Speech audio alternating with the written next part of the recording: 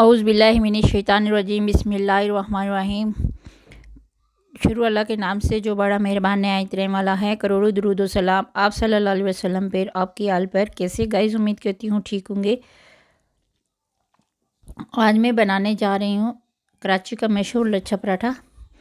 उम्मीद करती हूँ कि आपको पसंद आएगा। बनाना स्टार्ट करते हैं। ये मैंने लिया है मैदा, आप फाइन आटा भी ले सकते हैं। इसमें 1 चम्मच मैंने नमक डाला है। ये मैंने 2 कप लिया है आटा, और 1 ही चम्मच मैंने इसमें चीनी डाली है पाउडर फॉर्म में। और ये मैं अब थोड़ा थोड़ा दूध डाल के इसको गूंद लूँगी। आप चाहें तो पानी से भी इसको गूंद सकते हैं।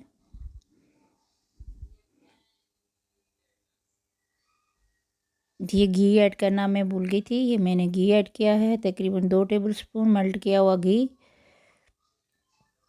और अब इसको अच्छे से गूंद लेंगे।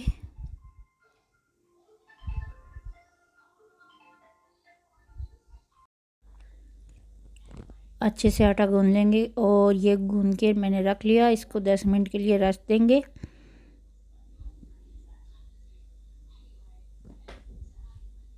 एक साइड पे रख देंगे। अब हम पराठा बनाना स्टार्ट करेंगे। ये एक रोटी बेल लेंगे, बिल्कुल बारीक पतली सी। रोटी को शेप देना ज़रूरी नहीं है, बस जैसी भी हो, बस पतली हो।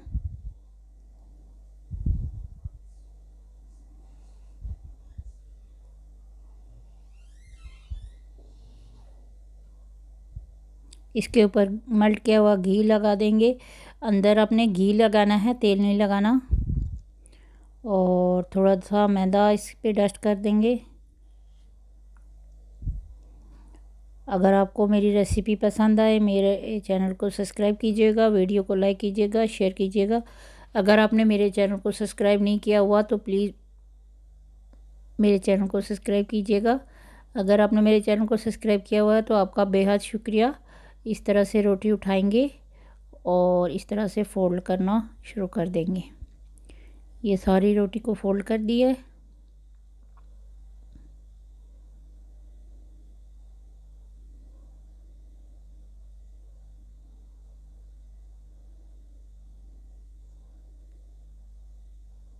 अब इसका पेड़ा बना लेंगे। ये इस तरह से पेड़ा बन गया।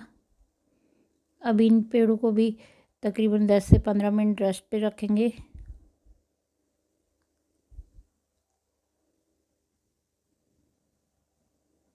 इस पे रोलिंग पिन नहीं चलानी है, ये हाथों से ही ऐसे बड़ा करना है। और ये इतना ज़्यादा बड़ा नहीं बनेगा, ये तकरीबन मीडियम साइज़ का पराठा ही बनता है।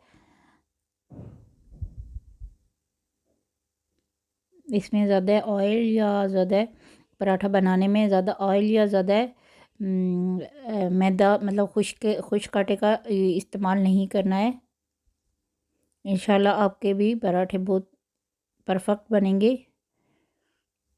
ये मैंने तवे पे डाल दिया है। ये पराठा ज़्यादा तेल में कुक होता है, लेकिन मैं यहाँ पे नॉर्मल तेल ही यूज़ कर रही हूँ। ये देखें, कुक हो गया है। और लच्छे पे आप देखें,